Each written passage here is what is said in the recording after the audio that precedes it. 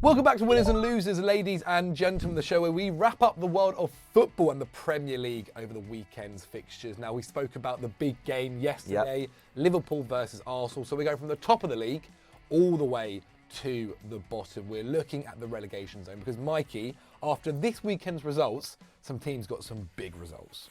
Yeah, I mean, this relegation battle, we've talked about it a fair amount in recent weeks. You know, one of the most tight, most open, no, those are two completely opposite words, but yeah, tightest relegation battle in years, and in terms of the amount of teams involved.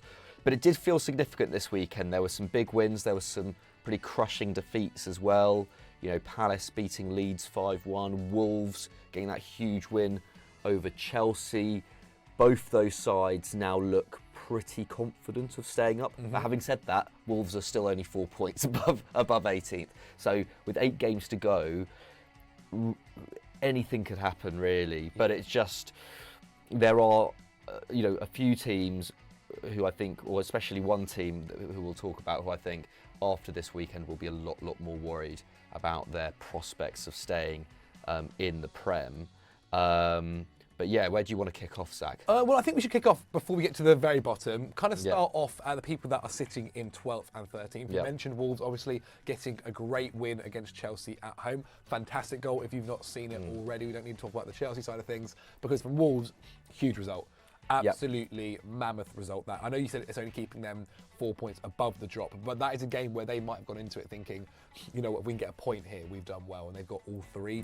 Obviously, Crystal Palace beating Leeds away. Roy Hodgson has come in and got them firing. It's crazy. We spoke last week about them obviously breaking their records of like having the most amount of shots they've had all season.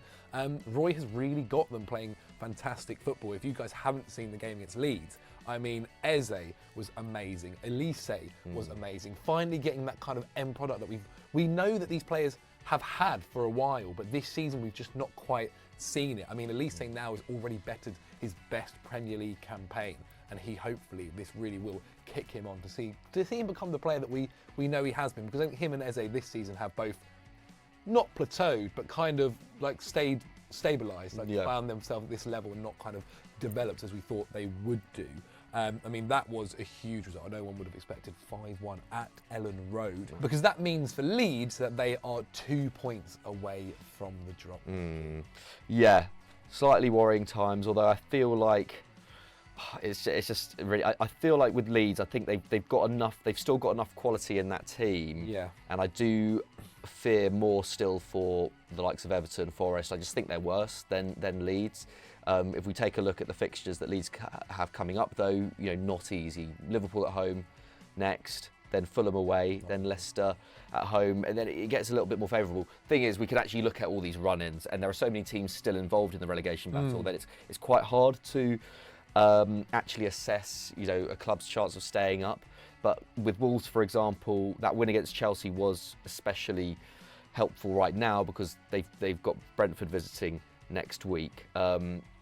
That's always a tough game. Brentford are one of the hardest teams to break down in the league. But I mean, when you look at the clubs below Leeds, and especially Leicester City, who of course lost to Bournemouth on Saturday, it's quite worrying. I think it's a bit mad that at the start of March we appeared on Sunday Vibes together, and I just kind of throw away at the end because I couldn't really think of anyone better to say. I just said, Leicester, why not? Like, I'll tip them to get relegated. Didn't really believe it that much, but now I've been proven right somehow. Leicester fans, sorry for jinxing that. But I mean, now after that loss against Bournemouth, 538, who are like an analytics company, data analysts, have now got their chances of relegation as more likely than Everton. They're on 49%. Nottingham Forest and Southampton are the other two, of course, in the relegation zone. And if there's one team that's maybe out of it at this point, it might be Southampton, crushing defeat against City in a game that actually I thought they were really good in the first half. Kamaldeen Sulemana had a couple of chances. Was unbelievable. Romeo Lavia as well, fantastic. But back to Leicester, because it's hard not to be really worried about them right now. Obviously, sacking Brendan Rodgers so late in the season, it just hasn't worked so far, of course. and that was always going to be a risk to do it this late in the season, especially a manager who has, garnered so much respect at the club. Obviously won the FA Cup, almost got them to the Champions League twice, and has been there for so long now. He's 4 years he'd been at the club. They haven't got the bounce that they, would have hoped for from the interim administration. That defeat, 2 home defeats as well. I know Villa are a very good side under Unai Emery, but to lose to them midweek and then to lose to Bournemouth in the manner that they did as well, your best player in James Maddison gifting, Bournemouth the winner, Harvey Barnes getting injured as well. Apparently there's like a hamstring issue. They haven't, put a time frame on that, but that could be really lethal to them. And they just can't win a game. They can barely score. They haven't won since that 4-1 win over Tottenham back in February. That feels like a long time ago now. And they're considering Jesse Marsch now as the front runner for the job, who is far from a risk-free appointment with 8 games to go of the season. It just doesn't feel like anything is going Leicester's way at the moment. I wonder whether they think, obviously, because of when Jesse Marsch was hired by Leeds last season, obviously he managed to help them avoid the drop, and they think he's got the experience to possibly do that. I mean, the difference there, I think, was Leeds had Rafinha in the side, who was obviously playing incredible. Obviously, Leicester City have James Maddison as well, so I can maybe see ideas as to why. Yeah. And also, if they... Maybe they're possibly thinking if they do go down, getting in someone like Jesse Marsch, who obviously wants to play, supposedly, like a high-flying, attacking kind of football, might be something that they think could help them out if they do go down. However, they're probably not thinking about getting relegated at all. They want to stay in the league. So it would be a bit of a weird decision, I think, to go out and hire Jesse Marsch. And apparently, I was just reading now in The Athletic, Rafa Benitez apparently was open to the Leicester job himself, who would be a completely different thing. But in some ways, I just feel like in some ways with this Leicester side, if you can just tighten them up a little bit, you do have the quality going forward that you don't necessarily need to have someone who's going to be coaching the attack super hard with 8 games of the season to go. In some ways, you just want you need a few draws in these last few weeks. And you have to kind of trust the likes of Maddison, Daka, Iheanacho to be able to produce up top. And the thing is with this potential Jesse Marsch appointment is, of course, he wasn't their first choice. Graham Potter was. It just feels like there's not very many options out there in a Premier League season where there's already been 13 sackings. That's the most ever in a Premier League season. I think the previous record was 10.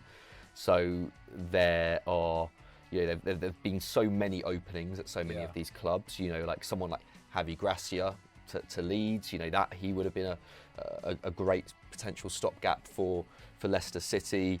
They just either don't seem to be many managers out there right now, and even less managers who would want to take on a job like this with only games remaining and the big possibility of having to battle it out in a really tough Championship next season. Well, you mentioned the games remaining. Leicester still have to face Man City. They've got to face Liverpool, Newcastle away, along with also facing a few other teams as well in that relegation battle. It's not going to be easy. But we said it off camera as well. Whatever team goes down, there are plenty of teams where you can get some real stars from them. I mean, we look at Leicester City. If they go down, imagine how cheap someone like James Maddison is suddenly going to become. The idea with Southampton, you've got James Ward-Prowse, so on and so forth. So there could be some real gems in the summer for whatever team goes down.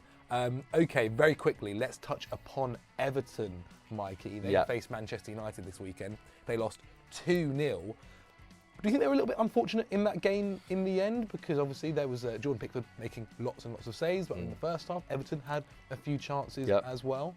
I think it was a fair result in the end.